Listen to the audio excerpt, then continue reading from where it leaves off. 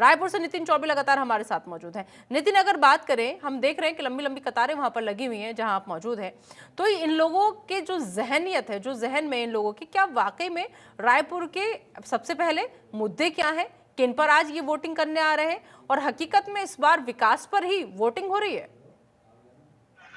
जी, बिल्कुल। अगर हम बात करें रायपुर राजधानी की, रायपुर लोकसभा की, तो यहाँ मुद्दे जो हैं वो स्थानीय के साथ-साथ राष्ट्रीय भी हैं। अगर यहाँ का जनता रोजगार की बात कर रही है, नाली, नल, जल सुविधा की बात कर रही है, सड़कों की दुरुस्ती की बात कर रही है, या औद्योगिक विकास क्षेत्र में प्रदूषण की बात कर रही है।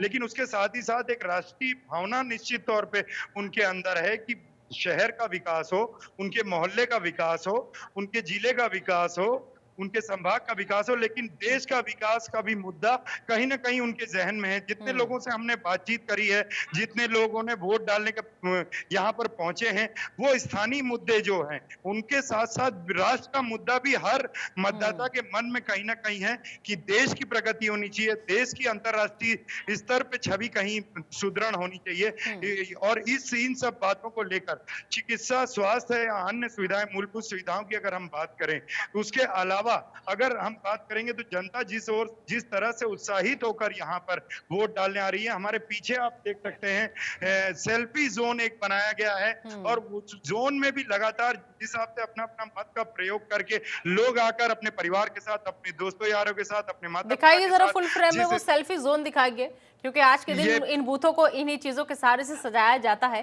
कहीं पर गुब्बारे देखने को मिलते हैं, कहीं फूलों से सजे हुए, देखिए सेल्फी पॉइंट। अपना मत का प्रयोग कर रहे हैं, वो सेल्फी जोन का भरपूर अपनी सहयोगी से, अपनी बहन से फोटो खिंचवाते नजर आ रही हैं। इस सेल्फी जोन में स्काउट गाइड की लड़कियां भी सुरक्षा व्यवस्था के लिए यहाँ लगी गई हैं, और अभी हम आपको दिखाना चाहेंगे कि देखिए यहाँ पर स्काउट गाइड की जो लड़कियां सुरक्षा व्यवस्था या किसी तरह के सहयोग के लिए रखी गई थी, वो भी उत्साहित होकर यहाँ पर जिस तरह से अपनी सुंदर मुस्कुराहट के साथ दीदियां लोग अपनी सेल्फी जोन में यहाँ खड़ी हैं, तो लोकतंत्र के इस महापर्व में उनका भी कहीं ना कहीं एक बड़ा योगदान नजर आ रहा है, बिल्कुल निश्चित तौर पे। और सेल्फी जोन में लोग लगातार आ रहे हैं अपने मत का प्रयोग करके, और ये यहाँ पर अभी ये ग्रामीण हैं जो अपने पुरैना गांव के निवासी हैं, जो अपने मत का प्रयोग करके, ये लगातार अपने मत का प्रयोग करके यहाँ सेल्फी जोन में हैप्पी वोटिंग का एक स्लोगन यहाँ लगा हुआ है,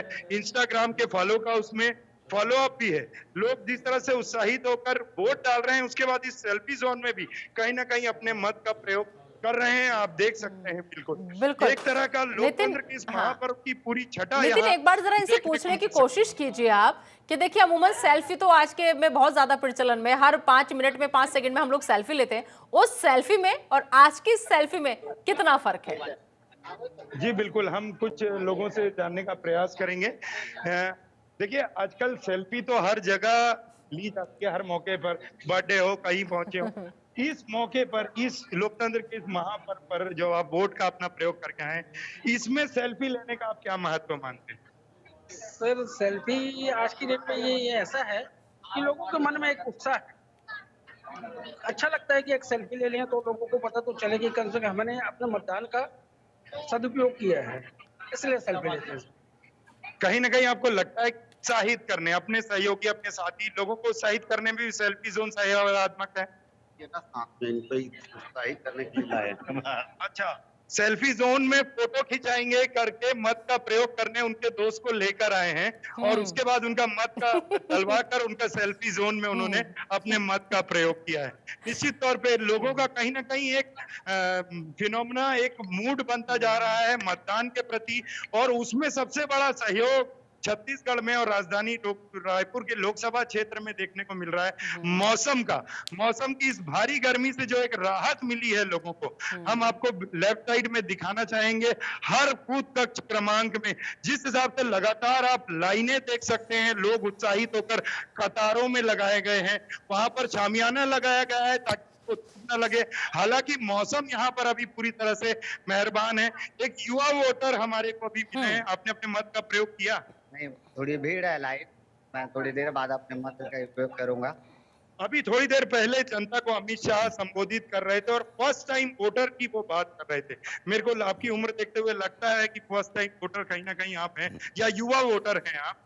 क्या मुद्दे हैं, मतलब आप अपने मत का प्रयोग भले ना चर्चा करें, लेकिन मुद्दे क्या हैं और इस चुनाव का क्या मुख्य इशू है?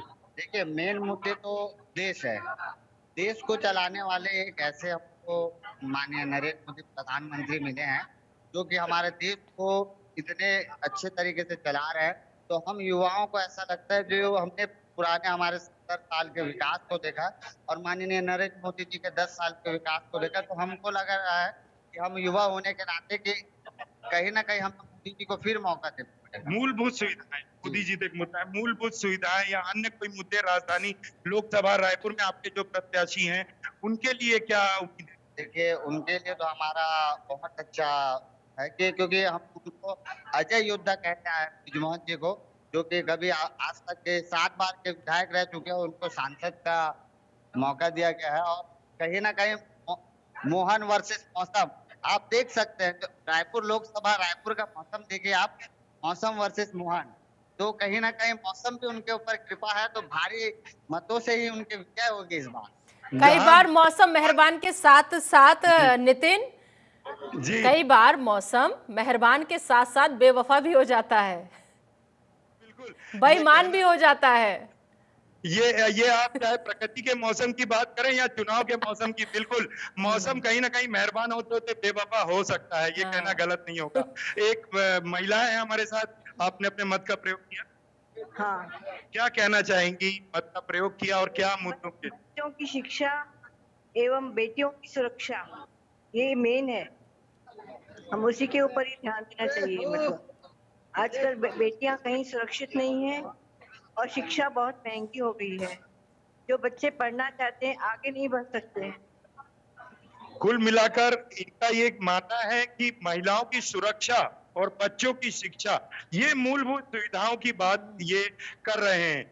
तो बिल्कुल नितिन, अगर जनता जिस दिन इतनी जागरूक हो गई ना कि एजुकेशन को लेकर बात करने लग जाए, स्वास्थ्य को लेकर के अपनी सरकारें चुनने लग जाए, तो शायद हमें फिर या आपको किसी से सवाल पूछने की जरूरत ही नहीं पड़े, क्योंकि हमारी मूलभूत सुविधाएं यही है। अच्छी एजुकेशन आप दे दीजिए तो पढ़ लिख कर रोजगार हम खुद ले लेंगे। आप बेहतर स्वास्थ्य दे दीजिए, हमें स्वास्थ्य सेवाओं में बेहतरी कर दीजिए तो हम अस्पतालों में इलाज खुद करवा लेंगे। किसी फ्री सब्सिडी के किसी चीज की हमें जरूरत नहीं पड़ेगी अगर हम खुद इतने काबिल होंगे तो।